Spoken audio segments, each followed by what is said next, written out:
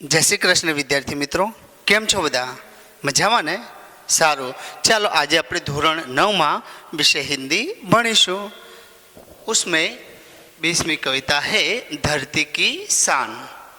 इसके कवि है पंडित भरत व्यास। इसका साहित्य प्रकार है गीत। तो आइए पहले हम इस कविता के बारे में जानेंगे। प्रस्तुत गीत सन 1958 में आई हिंदी फिल्म गांव की गोरी से लिया गया है। लेकिन आ कविता है ते 1958 में एक पिक्चर आवेलू गांव की गोरी, ए पिक्चर में आ गीत आपेलू है। इस गीत में मनुष्य की महत्ता को देखते हुए मनुष्य को सबसे बुद्धिमान बताया गया है। मनुष्य ने अपनी बुद्धि और कठोर परिश्रम के बल पर जल, थल और नभ में तमाम उपलब्धियां अर्जित की है। लेकिन मानसनी अंदर एटली बधी शक्तिओ छे कि एने त्रणेय जग्याए એટલે કે આકાશમાં, જલ, થલ और નભ એટલે કે પાણીમાં, જમીનમાં અને આકાશમાં પોતાનું આગવું સ્થાન બનાવી દીધું છે। मनुष्य ने अपनी शक्ति से प्रकृति को बहुत सीमा तक अपने अनुकूल ढालने में सफल हुआ है। कवि बताते हैं मनुष्य की शक्ति के सामने कोई भी कार्य असंभव नहीं है। એટલે કે માણસની અંદર એટલી બધી શક્તિ રહેલી છે કે ગમે તેવું કામ હોય તે પણ કરી શકે છે। मनुष्य जो चाहे वह प्राप्त कर सकता है, यानी कि मनुष्य ही धरती की शान है। यही भाव काव्य में अंतर्निहित है।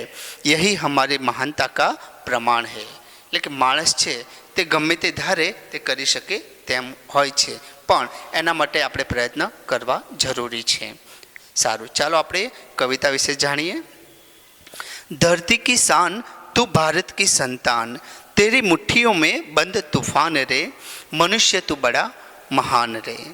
तू जो चाहे पर्वत पहाड़ों को फोड़ दे, तू जो चाहे नदियों के मुख को भी मोड़ दे, तू जो चाहे माटी से अमृत निचोड़ दे, तू जो चाहे धरती को अंबर से जोड़ दे। अमर तेरे प्राण मिला तुझको वरदान, तेरी आत्मा में स्वयं भगवान रे। नयनों में ज्वाल तेरी गति में भूचाल, तेरी छाती में छिपा महाकाल है। पृथ्वी के लाल तेरा हिमगिरी सा भाल, तेरी भ्रुकुटी में तांडव का ताल है। निज को तू जान जरा शक्ति पहचान, तेरी वाणी में युग का आह्वान रे। धरती सा वीर, धरती सा धीर, तू है अग्नि सा वीर, तू जो चाहे तो काल को भी थाम ले। पापों का प्रलय रुके, पशुता का शीश झुके, तू जो अमर, तू जो अगर हिम्मत से काम ले। गुरु सा मतिमान, पवन सा तू गतिमान, तेरी नभ से भी ऊंची उड़ान रे। सरस मजानी कविता है। सारू, चलो આપણે એનો ભાવાર્થ સમજીએ। धरती की शान तू भारत की संतान, એટલે કે માણસને ઉલ્લેખીને આ કાવ્યની રચના કરેલી છે કે તારામાં કેટલી શક્તિઓ છે, તું કેવો છે તે દર્શાવ્યું છે। ધરતી की शान, હે માણસ તું આ ધરતીની શાન છે। भारत की संतान, भारत देशनी संतान છે। तेरी मुट्ठियों में बंद तूफान है, એટલે કે તારી મુઠ્ઠીઓ છે એની અંદર તૂફાન બંધ છે। मनुष्य तू बड़ा महान है, हे मानस तू खूब ज महान छे। तू जो चाहे पर्वत पहाड़ों को फोड़ दे, એટલે કે માણસ જો ઈચ્છે તો મોટામાં મોટો પહાડ હોય, પર્વત હોય, એને તોડવાની તાકાત પણ એનામાં રહેલી છે। तू जो चाहे नदियों के मुख को भी मोड़ दे, એટલે કે માણસ જો ઈચ્છે તો નદીઓનો પ્રવાહ છે એ પ્રવાહ બદલવાની શક્તિ પણ એનામાં રહેલી છે। આપણે કોઈક નદી આમ સીધી વહેતી હોય તો એને આ બાજુ વાળવી હોય તો ત્યાં નહેર બાંધી દેતા હોય છે અને નદીઓનો પ્રવાહને વળાવી દેતા હોય છે। એટલા માટે જ અહીંયા એવું કહેલું છે, तू जो चाहे नदियों के मुख को भी मोड़ दे, तू जो चाहे माटी से अमृत निचोड़ दे। એટલે કે આપણા ધરતી માતાની અંદર કેટલું બધું ખનિજ સંપત્તિ છુપાયેલી છે, અમૃત છુપાયેલું છે, એને કાઢવાની તાકાત પણ માણસમાં છે। तू जो चाहे धरती को अंबर से जोड़ दे। जो माणस ઈચ્છે તો આકાશ અને ધરતીને જોડવાની તાકાત એનામાં રહેલી છે।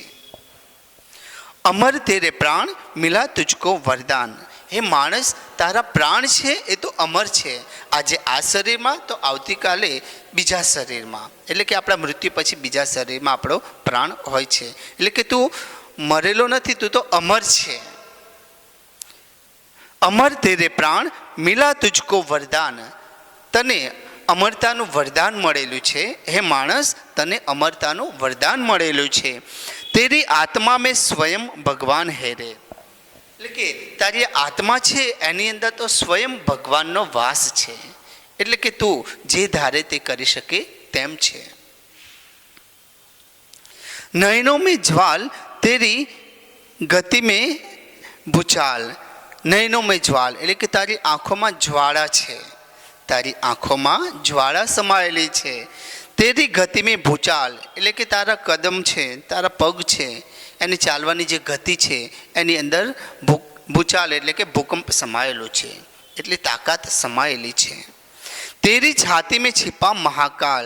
તારી છાતી છે એની અંદર તો મહાકાલ छिपाયેલો છે, એટલે કે ગમે ત્યારે તું ગમે તે વસ્તુ કરી શકવાની તાકાત ધરાવે છે। પૃથ્વી કે લાલ તેરા હિમગીરી સા ભાલ।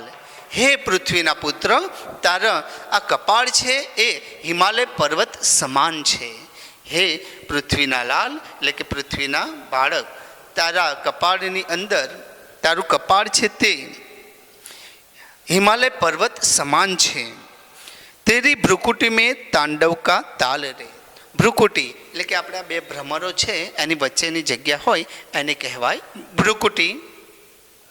તેરી ભ્રુકુટી મેં તાંડવ કા તાલ રે। એટલે કે તાંડવ એટલે કે શંકર ભગવાને જે તાંડવ નૃત્ય કરેલું તે તારા બે ભ્રમરોની વચ્ચે તાંડવ મચાવવાની તાકાત પણ રહેલી છે, છુપાયેલી છે। નિજ કો તું જાન એટલે કે તું પોતાની જાતને ઓળખ।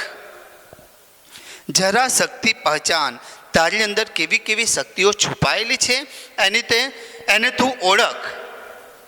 તેરી વાણી મેં યુગ કા આહવાન રે। તારી આ વાણી છે, બોલી છે, એની અંદર નવી પેઢી છે આવનારી એ કેવી હશે એ પણ છુપાયેલી છે। તેરી વાણી મેં યુગ કા આહવાન રે એટલે કે નવી પેઢી કેવી આવશે તે પણ તું કહી શકવાની તાકાત ધરાવે છે। ધરતી સા ધીર તું। ધીર એટલે કે સહન શક્તિવાળો। જેમ આ ધરતી માતા આપણા બધાનું વજન સહન કરી શકે છે એવી રીતે તું પણ ગમે તે વસ્તુ સહન કરવાની તાકાત ધરાવે છે। તું હે અગ્નિ સા વીર। અગ્નિ એટલા બધા વીર હોય છે, અગ્નિદેવ એટલા વીર માણસ પણ છે કે તું અગ્નિ સમાન વીર પણ છે। તું જો ચાહે તો કાલ કો ભી થામ લે। કાલ એટલે કે આપણે અકસ્માત આપણે કહીએ છીએ તે જો તું ચાહે, તું ઈચ્છે તો ગમે તેવી મુશ્કેલી હોય, મુસીબત હોય તેને તું રોકી શકવાની તાકાત ધરાવે છે। પાપો કા પ્રલય રૂકે એટલે કે આ પૃથ્વીની અંદર આ ધરતી ઉપર ઘણા બધા પાપો ફેલાઈ રહ્યા છે, એને રોકવાની તાકાત પણ તારામાં સમાયેલી છે। પશુતા કા શીશ ઝૂકે એટલે કે આપણા બધા જ માણસોની અંદર જે પશુતા એટલે કે પ્રાણીઓના સંસ્કારો છે, બધાને એકબીજાને મારવાના, એમને નુકસાન પહોંચાડવાનું, એ બધું પશુતા કહેવાય, રાક્ષસી વૃત્તિ કહેવાય ને તે। પશુતા કા શીશ ઝૂકે એટલે કે બધા માણસોને સમજાવવાની તાકાત, એનામાં જે પશુતાના ગુણો છે એને કાઢવાની તાકાત પણ તારામાં છુપાયેલી છે। એટલે કોઈ પણ માણસ અત્યાચાર ફેલાવતું હોય, બીજાને નુકસાન પહોંચાડતું હોય તો તેને સમજાવવા આપણે જોઈએ, કારણ કે આપણી અંદર એવી તાકાત છુપાયેલી છે।